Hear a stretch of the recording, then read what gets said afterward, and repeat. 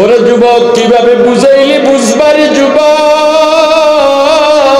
মানুষ মারা যাওয়ার পর কবরের সঙ্গে আল্লাহর রাসূলের রওজার সঙ্গে একটা মহাসড়ক করে দেওয়া হয়। আমার রাসূল উম্মতের দিকে যখন তাকাবেন, কবরে যাওয়ার পরে দৃশ্যমান একটা সুন্নতি সঙ্গে থাকে, সেটা হলো দাড়ি। আমার রাসূল যখন দেখবেন দাড়ি নাই, আমার রাসূল বলবেন পর্দা দিয়া দে, এটা আমার উম্মত হইতে পারে না। কিয়ামতের ময়দানে বাধা প্রাপ্তদেরকে আল্লাহর রাসূল বড় কষ্ট নিয়ে বলবেন সোহকান সোহকান সোহকান, তোরা দূর হ দূর হ দূর হ। এই দুনিয়াতে ভাই ভাইয়ের স্বার্থে লাগলে আর কথা জিজ্ঞেস করে না, ভাই ভাইয়ের নামে মামলাও দিয়ে দেয়।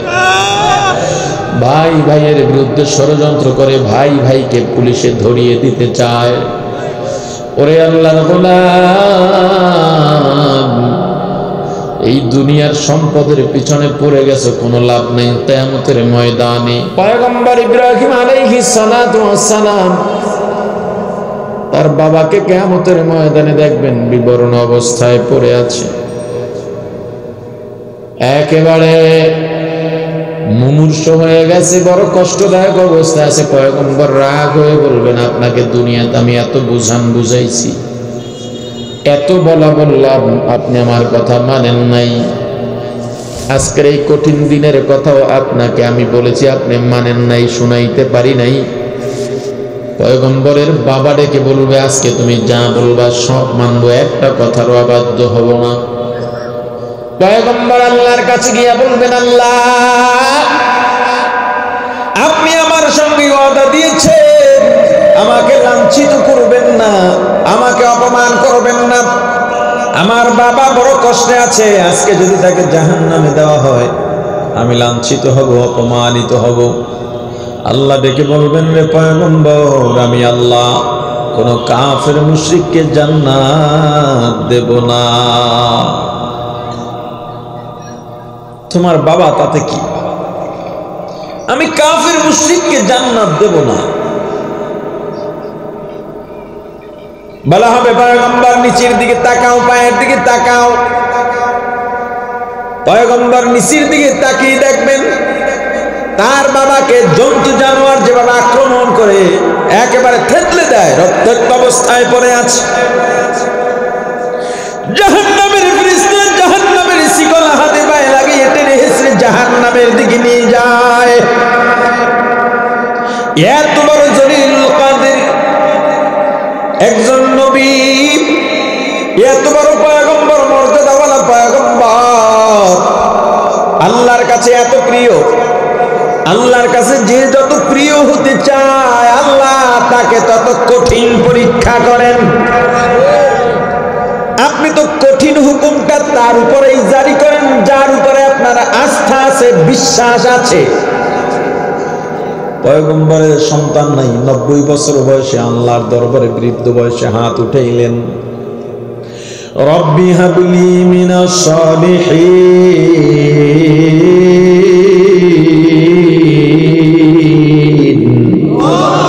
আল্লাহ একজন নেক সন্তান দান করেন।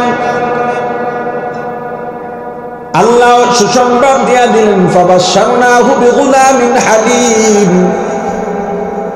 নেক সন্তানের সুসংবাদ দিয়েছেন আল্লাহ। হাজেরার কোল আলো করে ইসমাইলকে দিলেন। বৃদ্ধ বয়সের সন্তান পেয়ে কত খুশি, কত খুশি, মায়া বেড়ে গেছে। এমন সময় আল্লাহ বলেন, ছেলে আর ছেলের মাকে মরুভূমিতে রেখে আসো। একবারও প্রশ্ন করেন নাই আল্লাহ কেন? এটাই তো বন্ধুর সম্পর্ক। একবারও প্রশ্ন করেন নাই আল্লাহ কেন রেখে আসবেন, বলছেন রেখে আসছেন, রেখে চলে আসতেছেন। পেছন থেকে হাজরা ডাক দিয়েছেন, পয়গম্বর কেন রেখে গেলেন? আমরা মা আর সন্তান, কিচ্ছু নাই, খাবার নাই, মরুভূমি, কি খাবো? অল্প পানি আর খেজুর আছে, কয়দিন বা চলবে, আপনি বা কবে আসবেন? কথা বলেন। মনে আর মানে না। নবজাতক সন্তান আর বিবিকে মরুভূমিতে রেখে যাচ্ছি, কোন দিন নিয়ে যাব আল্লাহ তোমাকে কিছু বলেন নাই। একটু পেছনে ফিরে তাকাতে চাইলেন, আল্লাহ বলে করে পয়গম্বর আমার চায় কি পিছু টান বেশি নাকি? পয়গম্বর আর পিছনেও তাকাইলেন না। হাজরা বুঝে গেছেন নিশ্চয়ই আল্লাহর ইশারা আছে, না হয় পয়গম্বর বেইনসাফ মানুষ না। কোন দিন আল্লাহর পক্ষ থেকে পয়গম্বরের এই লকডাউন ছাড়া হবে যে যাও এবার ছেলের মায়ের সঙ্গে দেখা করো, অপেক্ষায় আছেন। ছেলের বয়স যখন 10-12 বছর হয়ে যায়, সন্তান যখন চলাফেরার শক্তি অর্জন করেন, আল্লাহ রাব্বুল আলামিন তখন বলেন পয়গম্বর ছেলের প্রতি কি মায়া বাইরে গেল নাকি আমার মায়া আছে অন্তরে? কয় আল্লাহ ছেলের মায়াও আছে কিন্তু আপনার থেকে বেশি নয়। তাহলে ছেলের কাছে যাও, কি খুশি হওয়ার কথা। ছেলের কাছে যে যাইবা গিয়া জব দিয়ে দেন। এত বড় মানুষ আল্লাহর কতটা প্রিয় হলে এভাবে হুকুম জারি করতে পারেন। এমন পয়গম্বর নিজের বাবাকে কিছুই করতে পারেন না। নূহ আলাইহিস সালাতু ওয়াস সালাম তার নিজের ছেলেকে রক্ষা করতে পারবেন না। আপনি আমি কিসের নেশায়, কিসের আশায়, কিসের ভরসায় গুনাহ করেই চলছি রে আল্লাহর গোলাম, একবারও চিন্তা করি নাই এই দুনিয়ায় যাদের জন্য পাগল হয়ে গেলাম, যাদের জন্য আমি রক্ত পানি করলাম, মা বাবা ভাই বোন স্ত্রী সন্তান বন্ধু বান্ধব, এদের সঙ্গে আমার সম্পর্ক আর চলাফেরা কত বছর? এই তো 30, 40, 50, 60, 70 বছর, না হয় 100 বছর। এই 100 বছরের পরিচয় তাদের জন্য আমি কতটা মায়া, তাদের জন্য আমার কত দয়া, তাদের জন্য কত মায়া, তাদের প্রতি কত টান, আর আল্লাহর প্রতি কত টান একবার চিন্তা করি নেই। এখন যদি আমার মৃত্যু হয়ে যায়, এই যে তাদের সঙ্গে সম্পর্ক ছিন্ন হয়ে গেল, সারা জীবনেও আর সম্পর্কের জোড়া লাগবে না, কোনো কাজে আসবে না। কিয়ামতের ময়দানে ভালো করে মনে রাখেন, কিয়ামতের ময়দানে কেউ কাউকে চিনবে না, এটা ঠিক না। সবাই সবাইকে চিনবে, পরিচয় দেবে না। يوم يفر المرء من أخيه وأمه وأبيه وصاحبته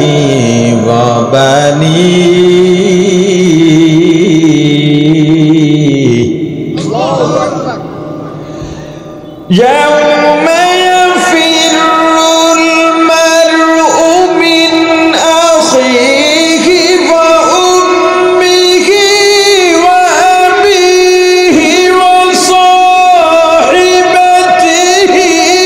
وبنيه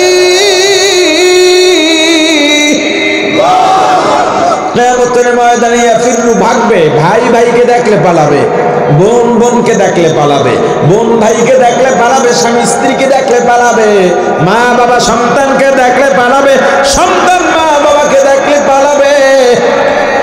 কিয়ামতের ময়দান বড় ভয়ঙ্কর। বিজ্ঞানীরা বলেন আজকে সূর্যের দূরত্ব জমিন থেকে 9,30,00,000 মাইল। এরপরে সূর্যের আলোর তাপ সহ্য করতে পারি না। কিয়ামতের ময়দানে 9,30,00,000 মাইল দূরে থাকবে না, 1 হাত থেকে 1.25 হাত, বেশি থেকে বেশি 1 মাইল দূরে থাকবে সূর্যটা। আল্লাহ বলে দেবেন ওরে সূর্য তোর মধ্যে যত তাপ আছে সব তাপ ছেড়ে দে। সূর্য যখন তাপ ছেড়ে দেবে, নাফরমান বেঈমানের মাথার চারাগুলো টাস টাস করে ফেটে যাবে, মাথার মগজগুলো শরীরের চারপাশ দিয়ে বেয়ে বেয়ে পড়তে থাকবে, ঘামে কোমর পর্যন্ত ঢেকে যাবে, ডুবে যাবে। পুরা কিয়ামতের ময়দান রোনা জারি আর দৌড়াদৌড়ি, পাগল নবীরা পর্যন্ত নাফসি নাফসি বলে কান্নাকাটি করবে, পেরেশান হয়ে যাবে। একটা নেকের অভাবে জাহান্নাম হয়ে যায়। বান্দা বলবে, আল্লাহ আমি একটা নেক দেখি তালাশ করে পাই কিনা, আমাকে একটু অনুমতি দেওয়া হোক। দুনিয়াতে আমার বহু আপনজন ছিল, আমার মা ছিল, আমার বাবা ছিল, আমার ভাই বন্ধু ছিল, তাদের কাছে একটু গিয়ে দেখি। ভাইকে খুঁজবে, ভাই কোথায়, ভাই কোথায়, খুঁজে পায় না। দেখলি ভাই পালায়া যায়, বাবা পালায়া যায়, বোন পালায়া যায়, বন্ধু পালায়া যায়। যদি ঘটনাক্রমে মার সন্তানের সঙ্গে দেখা হয়ে যায়, সন্তান ডাক দিয়া বলবে, মা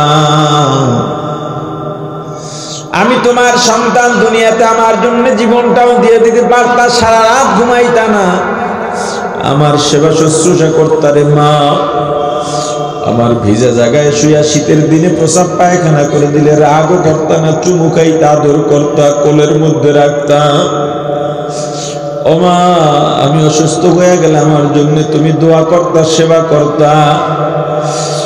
মারে ঘরের মধ্যে খাবার না থাকলো তুমি না খাইয়া আমারে খাওয়াইতা। আজকে একটা নেকের অভাবে আমি জাহান্নামে যাইতেছি। মা ডাক দিয়া বলবে, কে তুই? তোকে আমি চিনি না, আমার কোনো সন্তান নাই। ছেলে ডাক দিয়া বলবে, মা গো আমি অমুকের সন্তান, কেন ছিল না? অমুক তো আমার বাবা, তোমার স্বামী, যার জন্য রাত 3টা পর্যন্ত খাবার নিয়ে অপেক্ষা করতারে। মা জবাব দিয়া বলবে, কিসের সন্তান, কিসের স্বামী, আমার তো বিয়াই হয় না। মানুষগুলো পাগলের মতো সুপারিশের জন্য দৌড়াতে থাকবে, নবীদের কাছেও যাবে, নবীরাও বলবেন নাফসি নাফসি। এক এক নবীর কাছে পাঠাবেন, পাঠাতে পাঠাতে ঈসার কাছে যখন আসবে, ঈসা বলবেন, যাও মুহাম্মাদের কাছে যাও। শুধুমাত্র রাহমাতুল লিল আলামিন, সাইয়্যিদুল মুরসালিন, ইমামুল মুরসালিন, খাতামুন নবীন, শাফিউল মুজনিবিন, উম্মতের কান্ডারি, মানবতার মুক্তির দূত সাইয়্যিদুনা মুহাম্মাদুর রাসূলুল্লাহ সাল্লাল্লাহু আলাইহি ওয়াসাল্লাম কিয়ামতের কঠিন ময়দানে সিজদায় পড়ে উম্মতি উম্মতি বলে কাঁদবে। আল্লাহ বলবেন, হাবিব আমার আপনার মাথা উঠান, সিজদার থেকে ওঠেন, হাউজে কাউসারের কাছে যান, আপনার উম্মত ডাক দেন। এই কঠিন ময়দানে হাউজে কাউসার থেকে এক পেয়ালা পানি পান করাই আমার আরশের ছায়ার নিচে জায়গা দেন। একবার যদি ওই পানি কেউ পান করে 40 বছর মতান্তরে সারা জীবনে আর পানির পিপাসা লাগবে না। আল্লাহর আরশের ছায়া এত শান্তিদায়ক, যারা আরশের ছায়ার নিচে জায়গা পাবে অশান্তি কি জিনিস সঙ্গে সঙ্গে ভুলে যাবে। আমার রাসূল ডাক দিবেন, আমার উম্মতরা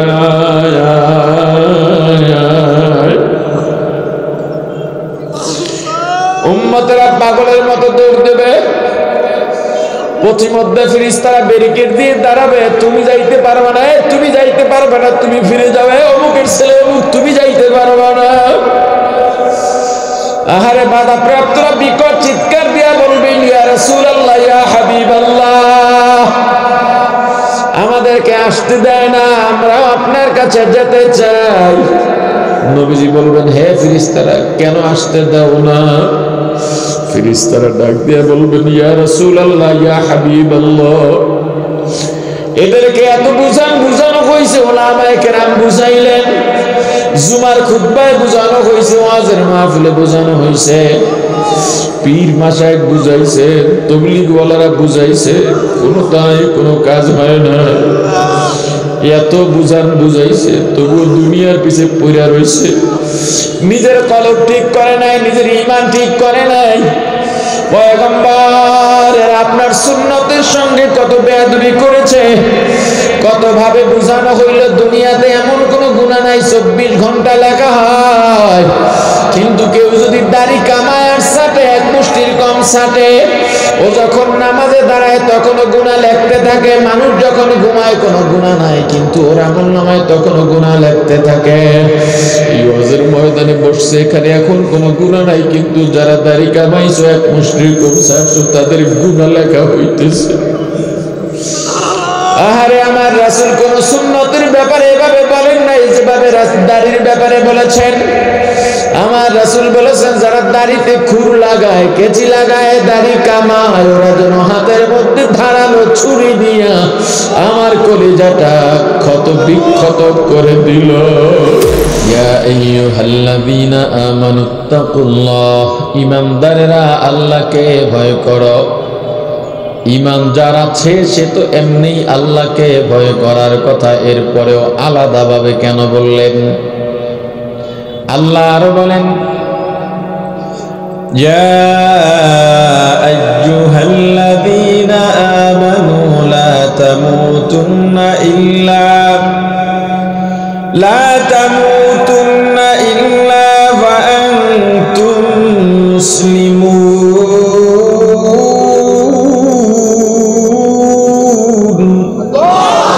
মুসলমানি বুয়াদ গর্দন নেহাদান, এনানে খুদ বদস্তে খাজাদাদান। হে ইমানদারেরা, মুসলমান না হয়ে মরো না।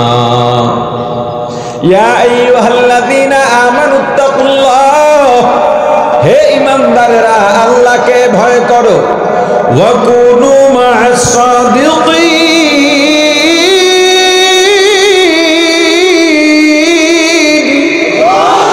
একে জামানা সোহবতে বা আউলিয়া বেহতর আজ সদ সালে তাআত বেরিয়া।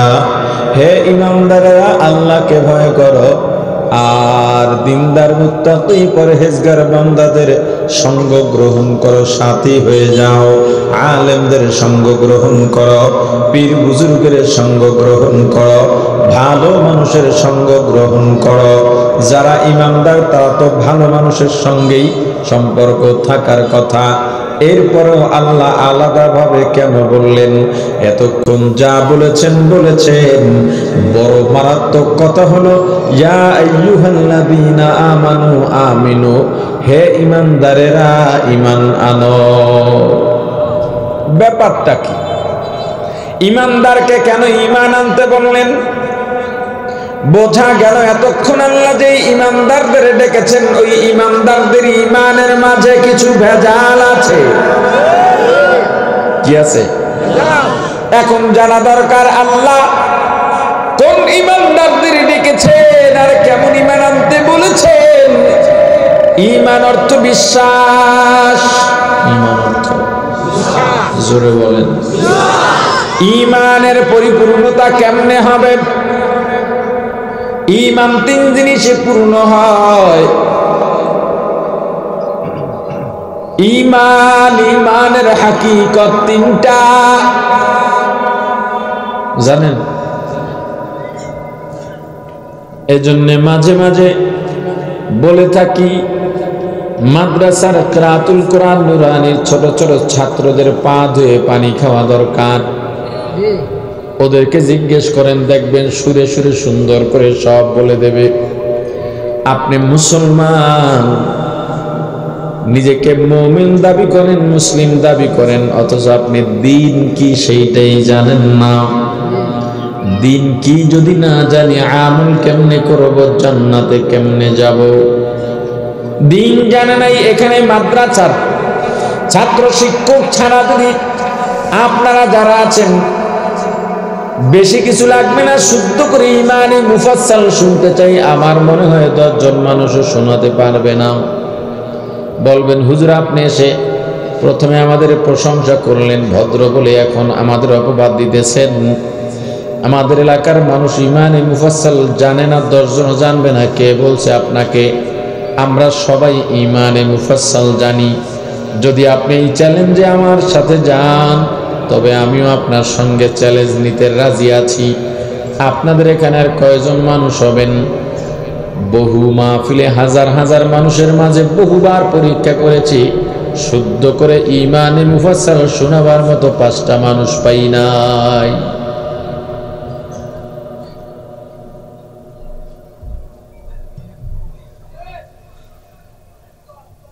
মাদ্রাসায় পড়া ছাড়া, মানে মাদ্রাসায় ছাত্র যারা আছে এবং আলেম যারা আছেন, এরা ছাড়া এমন কেউ আছেন আমাকে শুদ্ধ করে ঈমানে মুফাসসাল শোনাবেন?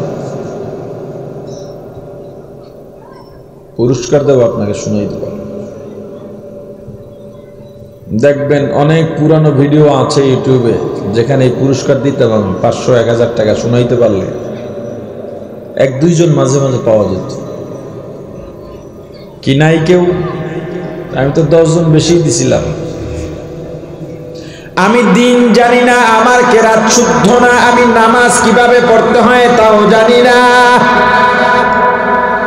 আমি ওযুর নিয়মটা পর্যন্ত জানি না, কিভাবে ওযু করতে হয়, আমি নামাজের নিয়ম জানি না, কিভাবে নামাজ পড়তে হয়, হালাল হারাম এখনো জানি না, কি কি হালাল কি কি হারাম, জায়েজ না জায়েজ জানি না, কোনগুলো জায়েজ কোনগুলো না জায়েজ, আমি এখনো পাক না পাক জানি না, কোনগুলো পাক কোনগুলো না পাক, কিভাবে মানুষ না পাক হয়, সেটা কিভাবে পবিত্র হতে হয়, সেটার থেকে কিভাবে পবিত্রতা অর্জন করতে হয় সেটা আমি জানি না। মুসলমান ইমানদার শুধু মনে করে বসে আছি আল্লাহ তো দয়ালু, আল্লাহ তো মাফ করে দেবেন, এত সহজ নয়। আল্লাহ আপনার আমার মামু খালু লাগেন না, নাউযুবিল্লাহি মিন যালিক। ওরে মুসলমান ইমানদার, এই মানুষ জানে না, আমল করে না বলেই তো বেশিরভাগ মানুষ জাহান্নামে যাবে। বেশিরভাগ মানুষ জাহান্নামে যাওয়ার কথা কে বলছেন? আল্লাহ বলছেন। কে বলছেন? মুসলমান ইমানদার, ওয়ালাকাদ দারানা লিজাহান্নামা কাসীরাম মিনাল জিন্নি ওয়াল ইনস। আল্লাহ বলেন আমি আল্লাহ অধিকাংশের জন্য জাহান্নাম বানিয়েছি। অধিকাংশ যারা জাহান্নামে যাবে তারা কারা? মিনাল জিন্নি, জিনদের মধ্য থেকে বেশিরভাগ জিন যাবে জাহান্নামে। মিনাল ইনসি, মানুষদের মধ্য থেকে বেশিরভাগ মানুষ যাবে জাহান্নামে।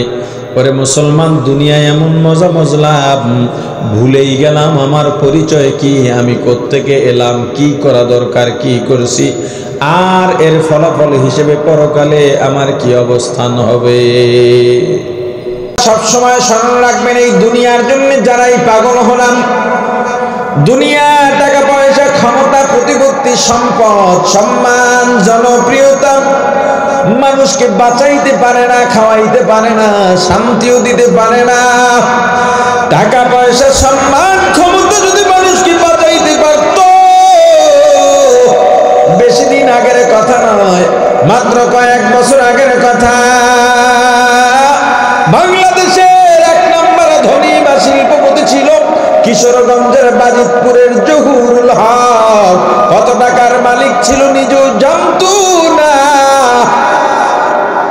এরপরেও মারা যাওয়ার আগে এতটা অসুস্থ হয়ে গেছে, হাসপাতালের বিছানায় শুয়ে পায়ের দ্বারা তরল খাবার খাইছে, কোরমা, পোলাও, বিরিয়ানি, গোস্ত ভাত খাইতে পারে নাই। বর্তমানে বহু ধনী মানুষ পাওয়া যায়, আপনার বাড়ি দাওয়াত দেবেন, সেই বলে আমি গরুর গোস্ত খাই না, দুধ খাই না, দধি খাইতে পারি না, মিষ্টি খাই না, আছে না নাই? খাওয়া কপাল থেকে সিগা, ভাতও খাইতে না, রুটিও খাওয়া বন্ধ, শাক পাতা খায়, কি খায়? কপালতে সব শেষ। আপনি বলেন আপনার তো অনেক টাকা পয়সা, উন্নত চিকিৎসা করে জিহ্বার রুচি বাড়ান। বড়লোক জবাব দিয়া বলবি না না,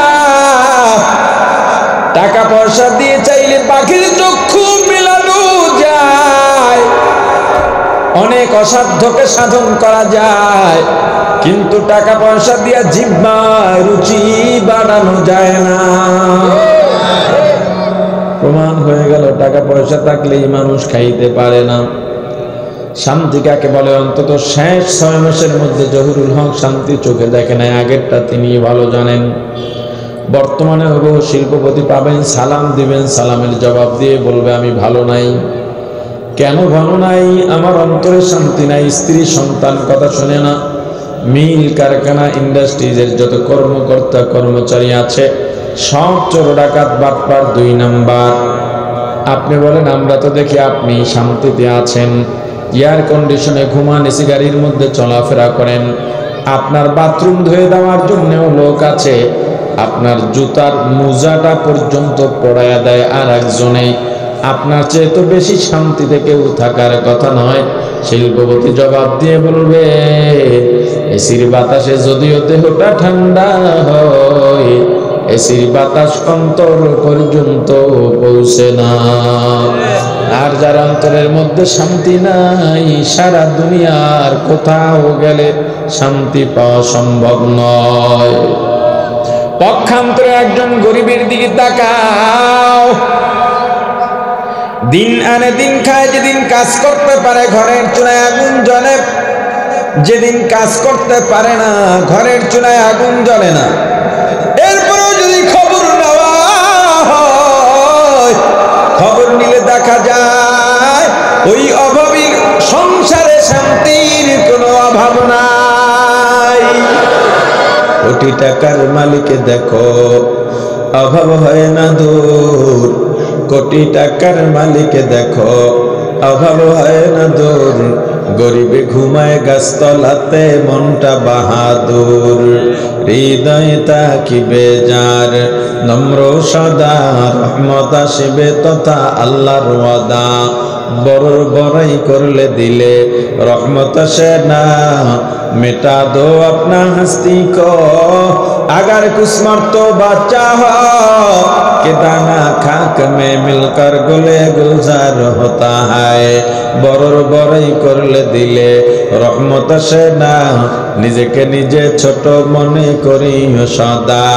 উঁচু জায়গার পানি যেমন নিচু দিকে যায়, তেমনি আল্লাহর রহমত আসে নম্র হৃদয়ে। ফেরাউনের লাশটা দেখো মিশর জাদু ঘরে, খায় না কোনো পোকা মাকড়, সবাই ঘৃণা করে।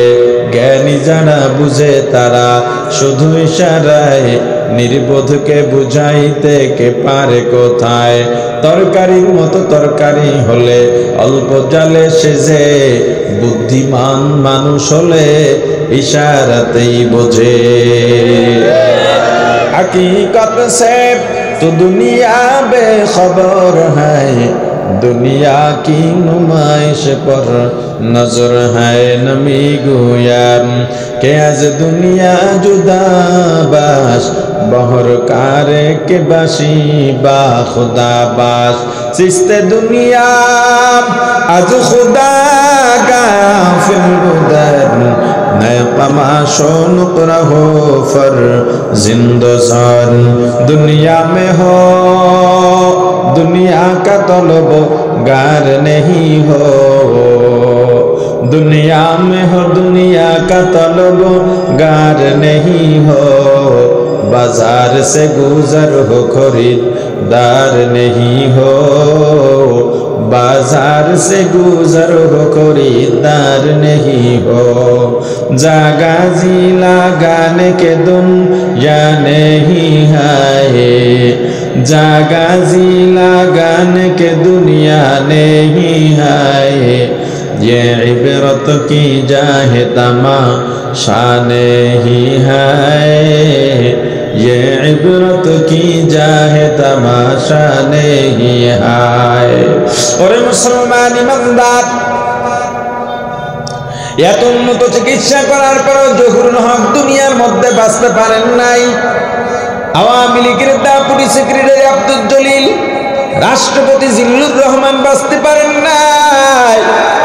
বিএনপির আব্দুল মান্নান ভূঁইয়া, দেলোয়ার হোসেন বাঁচতে পারেন নাই। হাফিজ হুজুর শাইখুল হাদিস সৈয়দ ফজলুল করিম মুফতি আমিনী, আল্লামা আহমদ শফি বাঁচতে পারেন নাই। তুমি কে? তুমি কে? ওরে আল্লাহর গোলাম, সম্পদের পাগল হয়ে গেলাম, একটা বড় চিন্তা করে নেই সম্পদ কিয়ামতের ময়দানে কোন কাজে লাগবে। ঈমান পাশে রেখে দিলাম, আমল পাশে রেখে দিলাম, দিন জানলাম না, দিনও এক সাইড করে দিলাম। এবার দুনিয়ার জন্য পাগল হলাম। শোনো, তোমার জন্য আল্লাহ কি ঘোষণা দিয়েছেন? ইয়াউমা লা ইয়ানফাউ মালুন ওয়ালা বানুন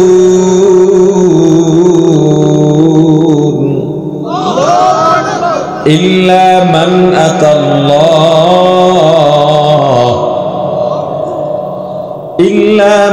আতাল্লাহ বিকলবিন সালিম।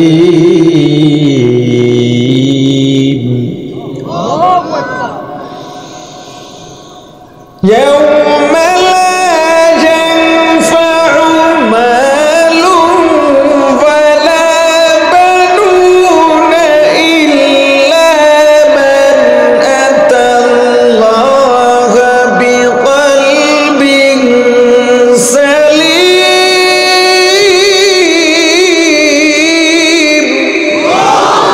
লা ইয়ানফা, কিয়ামতের ময়দানে কোনো উপকারে আসবে না, কোনো ফায়দা দেবে না। মালদার পার্টি, শোনো কি কি উপকারে আসবে না? মালুন, মাল, সম্পদ, টাকা পয়সা, ব্যাংক ব্যালেন্স, বিল্ডিং, বাড়িঘর, দোকানপাট, কোম্পানি, ইন্ডাস্ট্রি, কিচ্ছু কাজে লাগবে না। জমি জমা, প্রপার্টি, কিচ্ছু কাজে লাগবে না, কোনো ফায়দা আসবে না তোমার। ওয়ালা বানুন, সন্তান সন্ততি, ক্ষমতা প্রতিপত্তি, নেতা নেত্রী, আধিপত্য, বংশীয় মর্যাদা, কোনো কাজে লাগবে না, কোনো ফায়দা হবে না, সব বৃথা।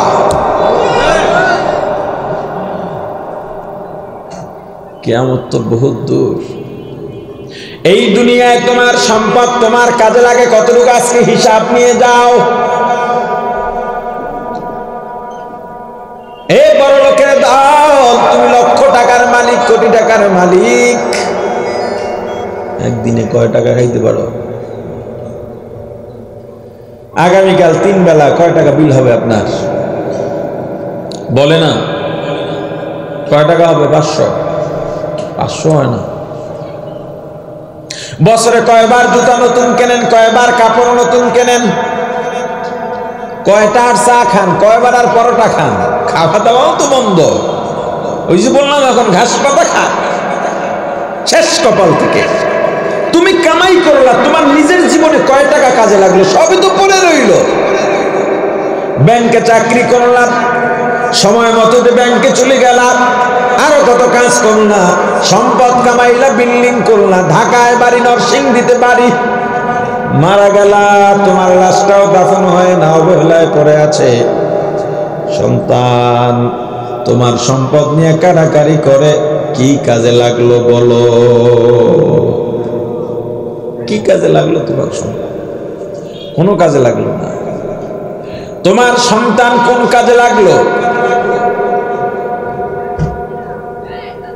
কিয়ামতের ময়দানে মা বাবাও কাজে লাগবে না, সন্তানও কাজে লাগবে না, স্ত্রীও কাজে লাগবে না, যাদের জন্য এত পাগল হয়ে গেলাম।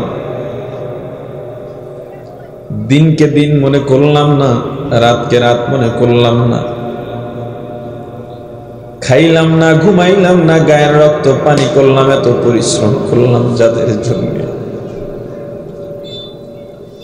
কিয়ামতের ময়দানটা বড় ভয়ঙ্কর।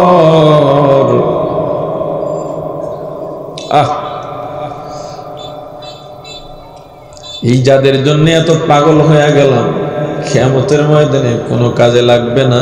কিয়ামত তো দূরের ব্যাপার, দুনিয়ার মধ্যেই তোমার সন্তান সন্ততি, তোমার মা বাবা, তোমার ভাই বোন, তোমার কতটুকু কাজে লাগে? তোমার মায়ের স্বার্থে লাগলে যেই মা সন্তানের জন্য জীবন দিয়ে দেয়, ওই মা তোমার বিরুদ্ধে কথা বলে। তোমার বাবার স্বার্থে লাগলে তোমার বাবাও তোমার বিরুদ্ধে কথা বলে, ত্যায্য পুত্র করতেও প্রস্তুত হয়ে যায়।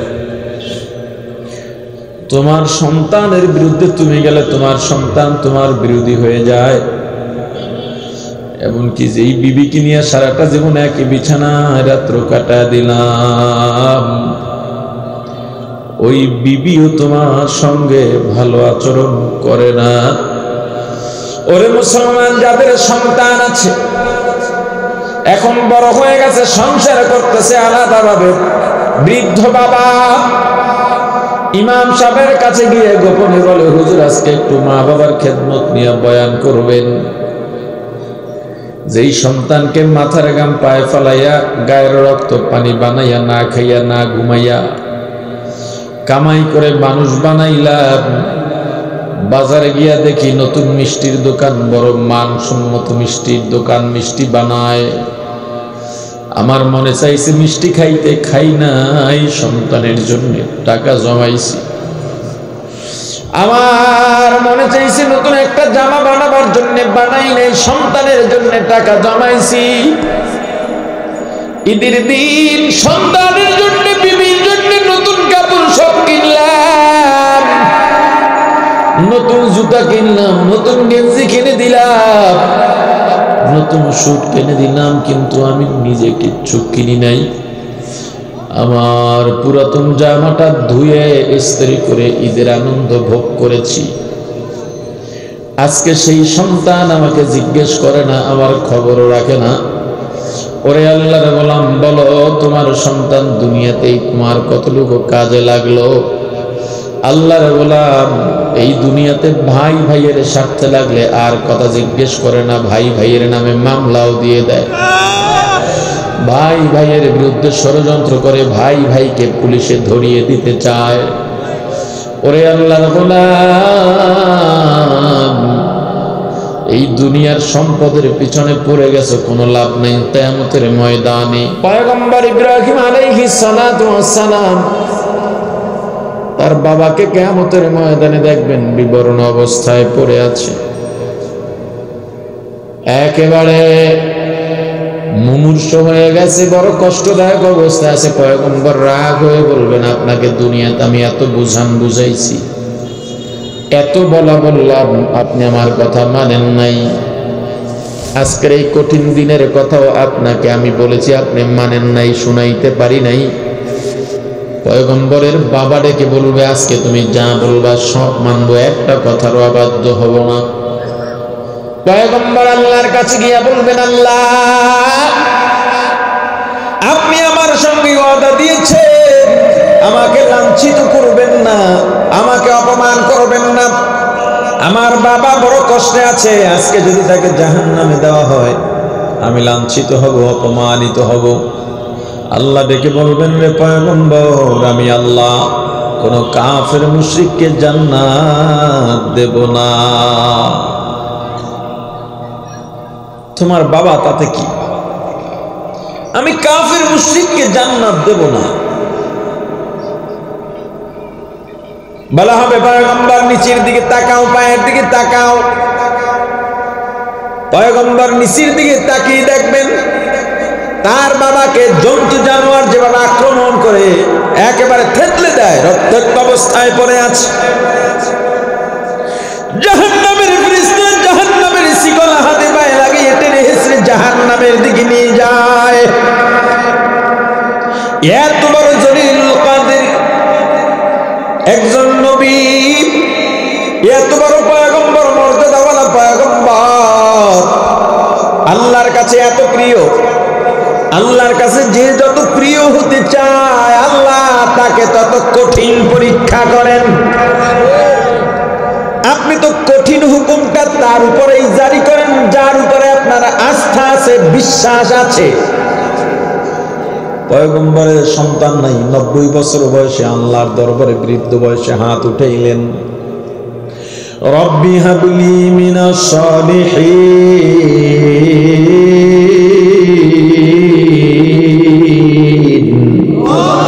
আল্লাহ একজন নেক সন্তান দান করেন। আল্লাহ সুসংবাদ দিয়া দিলেন, ফাবাশশারনাহু বিগুলামিন হালিম। নেক সন্তানের সুসংবাদ দিয়েছেন আল্লাহ। হাজেরার কোল আলো করে ইসমাইলকে দিলেন। বৃদ্ধ বয়সের সন্তান পেয়ে কত খুশি, কত খুশি, মায়া বেড়ে গেছে। এমন সময় আল্লাহ বলেন, ছেলে আর ছেলের মাকে মরুভূমিতে রেখে আসুন।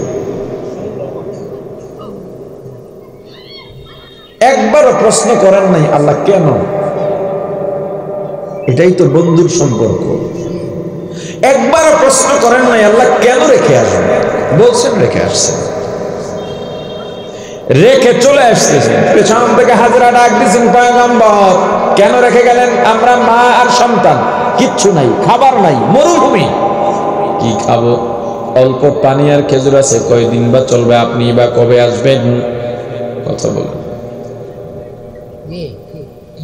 মনে আর মানে না, নবজাতক সন্তান আর বিবিকে মরুভূমিতে রেখে যাচ্ছে, কোন দিন নিয়ে যাব আল্লাহ তোমাকে কিছু বলেন নাই। একটু পেছনে ফিরে তাকাতে চাইলেন, আল্লাহ বলে করে পয়গম্বর আমার চায়া কি পিছু টান বেশি নাকি? পয়গম্বর আর পিছনেও তাকাইলেন না। হাজরা বুঝে গেছেন নিশ্চয়ই আল্লাহর ইশারা আছে, না হয় পয়গম্বর বেইনসাফ মানুষ না। কোন দিন আল্লাহর পক্ষ থেকে পয়গম্বরের এই লকডাউন ছাড়া হবে যে যাও এবার ছেলের মায়ের সঙ্গে দেখা করো, অপেক্ষায় আছেন।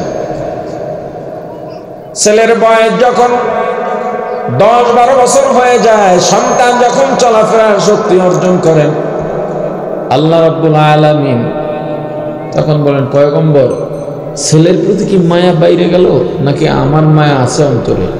কয় আল্লাহ ছেলের মায়াও আছে কিন্তু আপনার থেকে বেশি নয়। তাহলে ছেলের কাছে যাও, কি খুশি হওয়ার কথা। ছেলের কাছে যে যাইবা গিয়া জব দিয়ে দেন।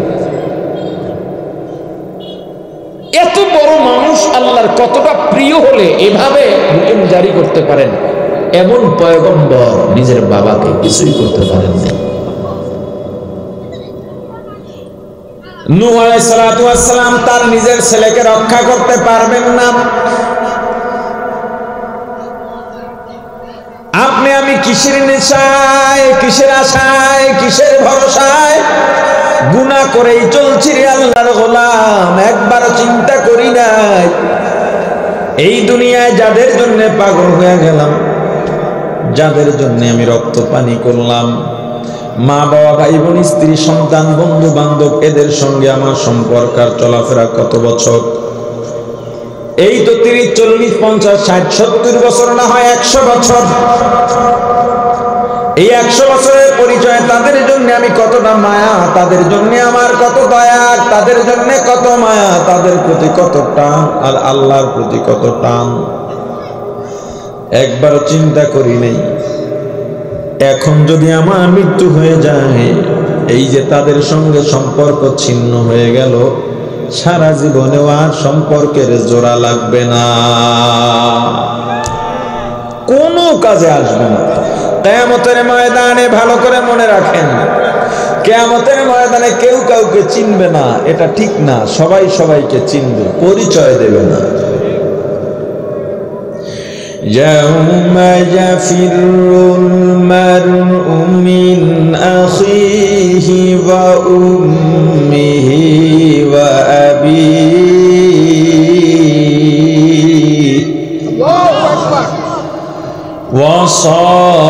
وصاحبته وبنيه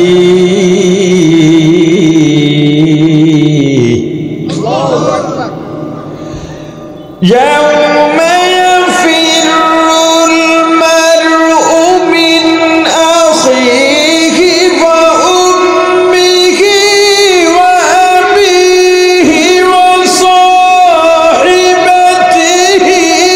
وبنيه কিয়ামতের ময়দানে ইয়াফিরু ভাগবে, ভাই ভাইকে দেখলে পালাবে, বোন বোনকে দেখলে পালাবে, বোন ভাইকে দেখলে পালাবে, স্বামী স্ত্রীকে দেখলে পালাবে, মা বাবা সন্তানকে দেখলে পালাবে, সন্তান মা বাবাকে দেখলে পালাবে। কিয়ামতের ময়দান বড় ভয়ঙ্কর। বিজ্ঞানীরা বলেন আজকে সূর্যের দূরত্ব জমিন থেকে 9,30,00,000 মাইল। এরপরে সূর্যের আলোর তাপ সহ্য করতে পারি না। কিয়ামতের ময়দানে 9,30,00,000 মাইল দূরে থাকবে না, 1 হাত থেকে 1.25 হাত, বেশি থেকে বেশি 1 মাইল দূরে থাকবে সূর্যটা। আল্লাহ বলে দেবেন, ওরে সূর্য, তোর মধ্যে যত তাপ আছে সব তাপ ছেড়ে দে। সূর্য যখন তাপ ছেড়ে দেবে, নাফরমান বেঈমানের মাথার চারাগুলো টাস টাস করে ফেটে যাবে, মাথার মগজগুলো শরীরের চারপাশ দিয়ে বেয়ে বেয়ে পড়তে থাকবে, ঘামে কোমর পর্যন্ত ঢেকে যাবে, ডুবে যাবে। পুরা কিয়ামতের ময়দান রোনা জারি আর দৌড়াদৌড়ি, পাগল। নবীরা পর্যন্ত নাফসি নাফসি বলে কান্নাকাটি করবে, পেরেশান হয়ে যাবে। একটা নেকের অভাবে জাহান্নাম হয়ে যায়। বান্দা বলবে, আল্লাহ আমি একটা নেক দেখি তালাশ করে পাই কিনা, আমাকে একটু অনুমতি দেওয়া হোক। দুনিয়াতে আমার বহু আপনজন ছিল, আমার মা ছিল, আমার বাবা ছিল, আমার ভাই বন্ধু ছিল, তাদের কাছে একটু গিয়ে দেখি। ভাইকে খুঁজবে, ভাই কোথায়, ভাই কোথায়, খুঁজে পায় না। দেখলেই ভাই পালায়া যায়, বাবা পালায়া যায়, বোন পালায়া যায়, বন্ধু পালায়া যায়। যদি ঘটনাক্রমে মার সন্তানের সঙ্গে দেখা হয়ে যায়, সন্তান ডাক দিয়া বলবে, মা আমি তোমার সন্তান, দুনিয়াতে আমার জন্য জীবনটাও দিয়ে দিতে পারতা, সারা রাত ঘুমাইতা না, আমার সেবা শুশ্রূষা করতারে মা, আমার ভিজা জায়গায় শুয়া শীতের দিনে প্রসাব পায়খানা করে দিলে রাগও করতা না, চুমু খাইতা, আদর করতা, কোলের মধ্যে রাখতাম। ও মা আমি অসুস্থ হয়ে গেলে আমার জন্য তুমি দোয়া করতা, সেবা করতা। মারে ঘরের মধ্যে খাবার না থাকলো তুমি না খাই আমারে খাওয়াইতা। আজকে একটা নেকের অভাবে আমি জাহান্নামে যাইতেছি। মা ডাক দিয়া বলবে, কে তুই? তোকে আমি চিনি না, আমার কোনো সন্তান নাই। ছেলে ডাক দিয়া বলবে, মা গো আমি অমুকের সন্তান, কেন ছিল না? অমুক তো আমার বাবা, তোমার স্বামী, যার জন্য রাত 3টা পর্যন্ত খাবার নিয়ে অপেক্ষা করতারে মা। মা জবাব দিয়া বলবে, কিসের সন্তান, কিসের স্বামী, আমার তো বিয়াই হয় না। মানুষগুলো পাগলের মতো সুপারিশের জন্য দৌড়াতে থাকবে, নবীদের কাছেও যাবে, নবীরাও বলবেন নাফসি নাফসি। এক এক নবী এক এক নবীর কাছে পাঠাবেন, পাঠাতে পাঠাতে ঈসার কাছে যখন আসবে, ঈসা বলবেন, যাও মুহাম্মাদের কাছে যাও। শুধুমাত্র রাহমাতুল লিল আলামিন, সাইয়্যিদুল মুরসালিন, ইমামুল মুরসালিন, খাতামুন নবীন, শাফিউল মুজনিবিন, উম্মতের কান্ডারি, মানবতার মুক্তির দূত সাইয়্যিদুনা মুহাম্মাদুর রাসূলুল্লাহ সাল্লাল্লাহু আলাইহি ওয়াসাল্লাম কিয়ামতের কঠিন ময়দানে সিজদায় পড়ে উম্মতি উম্মতি বলে কাঁদবে। আল্লাহ বলবেন, হাবিব আমার আপনার মাথা উঠান, সিজদার থেকে ওঠেন, হাউজে কাউসারের কাছে যান, আপনার উম্মত ডাক দেন। এই কঠিন ময়দানে হাউজে কাউসার থেকে এক পেয়ালা পানি পান করাই আমার আরশের ছায়ার নিচে জায়গা দেন। একবার যদি ওই পানি কেউ পান করে 40 বছর মতান্তরে সারা জীবনে আর পানির পিপাসা লাগবে না। আল্লাহর আরশের ছায়া এত শান্তিদায়ক, যারা আরশের ছায়ার নিচে জায়গা পাবে, অশান্তি কি জিনিস সঙ্গে সঙ্গে ভুলে যাবে। আমার রাসূল ডাক দিবেন, আমার উম্মতরা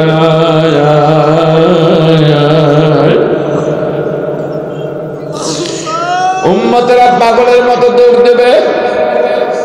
পথিমধ্যে ফেরেশতারা ব্যারিকেড দিয়ে দাঁড়াবে, তুমি যাইতে পারবে না, তুমি যাইতে পারবে না, তুমি ফিরে যাবে, অমুকের ছেলে অমুক, তুমি যাইতে পারবে না।